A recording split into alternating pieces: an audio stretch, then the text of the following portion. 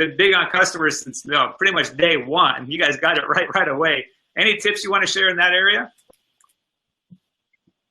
We are certainly, I think it's about 13 or 14 to 1 in terms of our ratio of customer to distributor. And, you know, I think one of the things that we've certainly done the last 5 years, which I think we said we were going to chat about, was once a month we have all over the country, and I know that if you're outside the UK, you think the UK is pretty small, but to us it's quite big.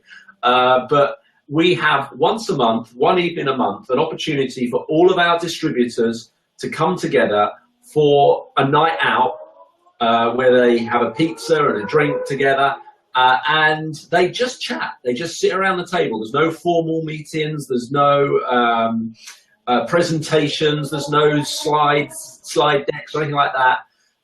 There's a monthly opportunity for anyone who has been productive the month before to come and you know, meet their colleagues, meet the team by team thing. This is a company-wide thing. So because of that, we have forged great friendships, relationships, cross-networking skills. And that, I believe, has really helped our retention, because at least once a month, people get a chance to go and sit next to somebody else and they can say, you know what, I thought my mum was going to become my customer, and she said no. And the person to go, oh, blimey, that happened to me with my auntie. And then suddenly they're not sitting at home thinking that I'm the only person that's ever happened to. And of course, it's also a chance to talk about successes, or, you know, well, I'm an engineer. Well, so am I. Well, how do you do it? Well, this is what I do. Well, I'm a teacher. How do you? And to swap stories. I'm a single mum. How do you? And to meet other people and basically fill yourself with other people's stories, so that you have a story with, so you can share stories when you're out and about, you're prospecting. And on top of that, it also allows us to you know, share tips on how we get referrals, how we see customers become even more loyal or sticky customers. And that's open to anyone. We have probably I'm guessing at the numbers now, but probably 75 restaurants, maybe 75, 80, 85 restaurants around the UK that on one Tuesday night of the month is absolutely full of people from our organisation on a table of 20 or 30 or 40 or 50.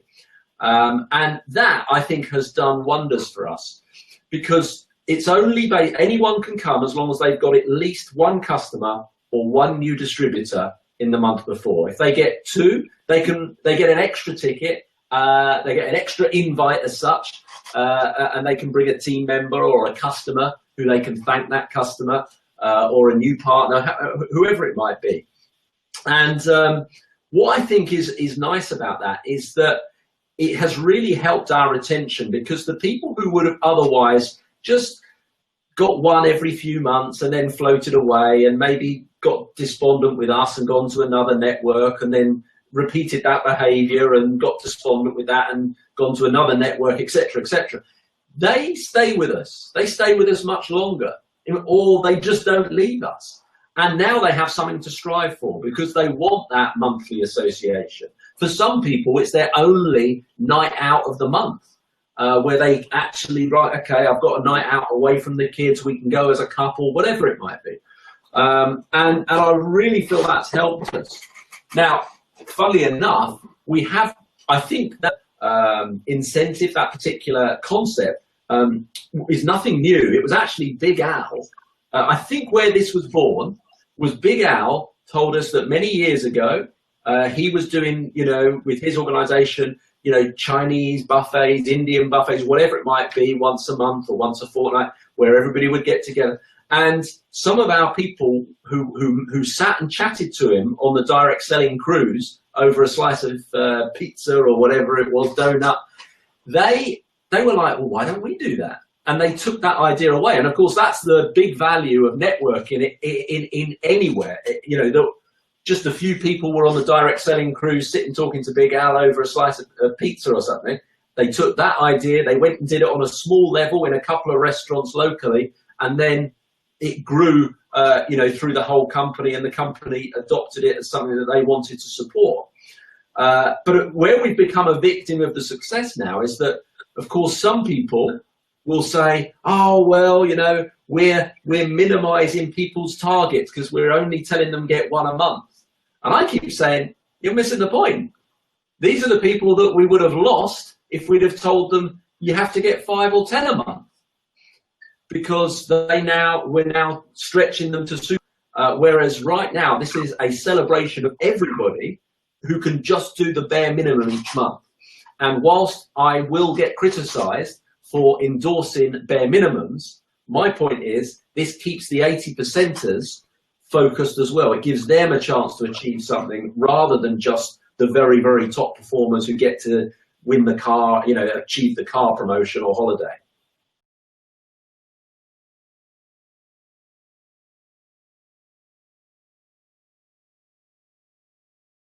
Yeah, and you know, we've seen in the comments, Christine was talking about how it's a great cross-networking function as well, where you get to meet people who are not in your organization. One of the questions was, is the food covered? Is the pizza paid for? Yes, the food is paid for. So they come and they can eat all the, you know, how much pizza do they get? All they can eat, or 1 slice or 2 slices? What do they get? Well, they get a whole pizza, which they get a whole pizza. They get a whole pizza. It's maybe not the size of a pizza in other parts of the world, but it's a meal. Yeah. But this started as a team thing. It started on a smaller level where local teams were just pooling together and running these events themselves. So there's nothing to stop anyone here doing these type of things, organizing these type of things themselves. And I think the real beauty of pulling people in from cross-network is that if we can help everyone in our area succeed, we've got more great stories going on in our area, more great stories of success. What we don't want is to exclude a few people because they're not in our pay line. They don't then succeed. Now they're a negative story in the local area about our business. And that is just a huge win.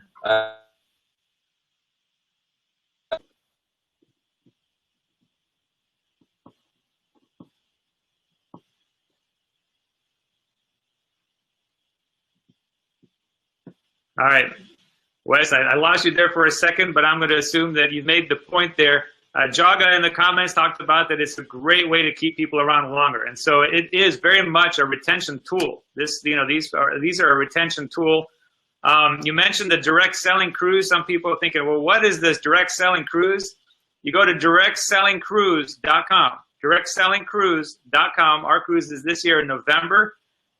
We've been doing this cruise for 25 years. And anybody in direct selling or an entrepreneur, you're invited to come. There's no extra fee to come, at least not now anyway. You can come on the cruise and hang out with us for a week in the Caribbean. We leave out of Puerto Rico this year. We go to 5 different islands. It's 9 a.m. to 5 p.m. on every one of those islands.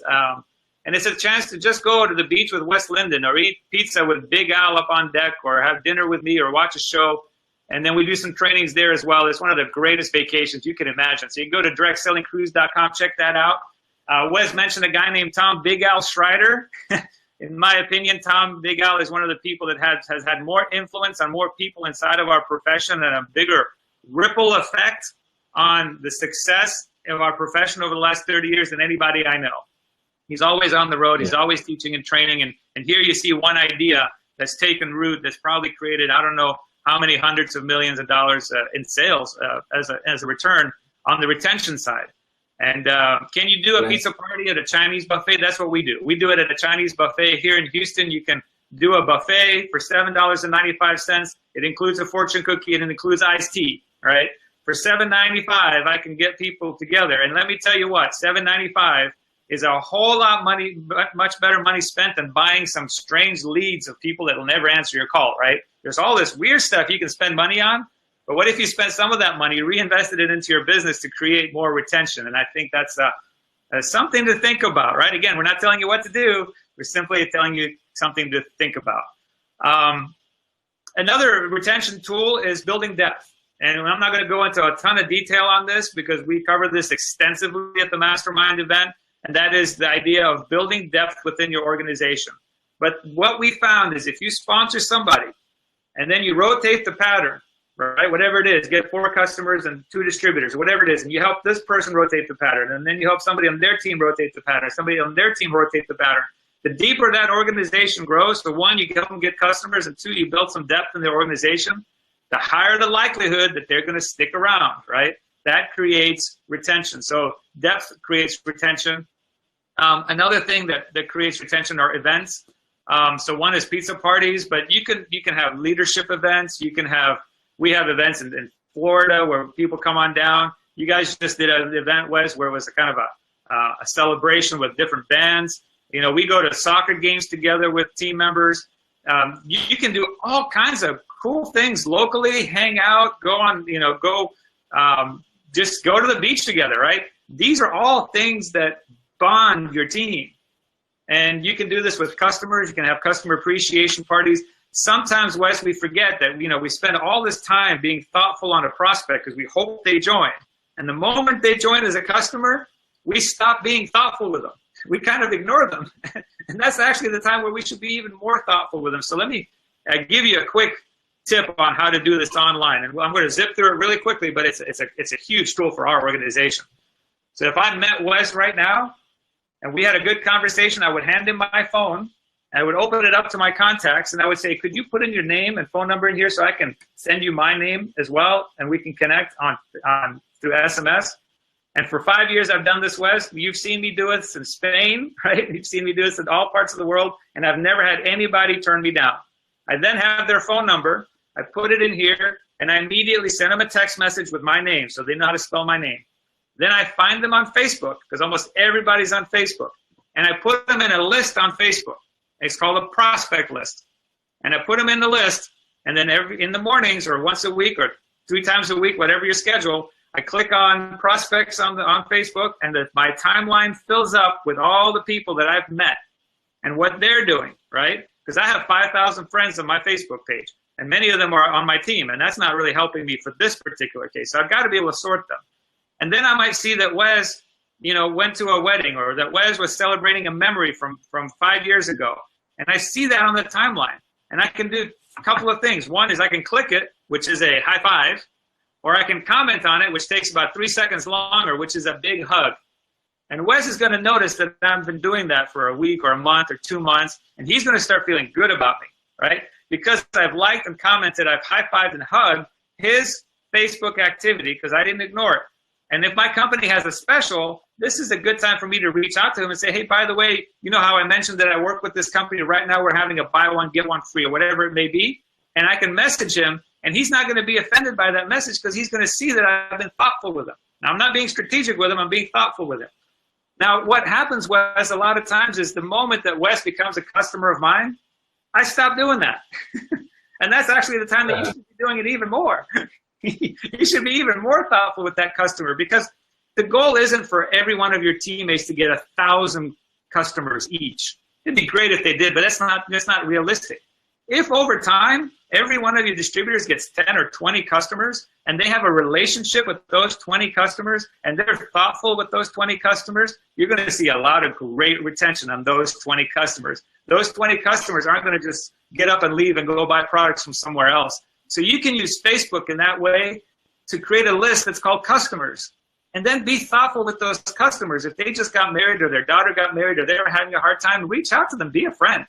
And again, you don't have to do it with 1,000 people, right? 10 or 20 over time. You add 1 customer a month. After a year, you've got 12. You're way ahead of the curve of most people. After 5 years of being in the business, maybe you have 30 customers.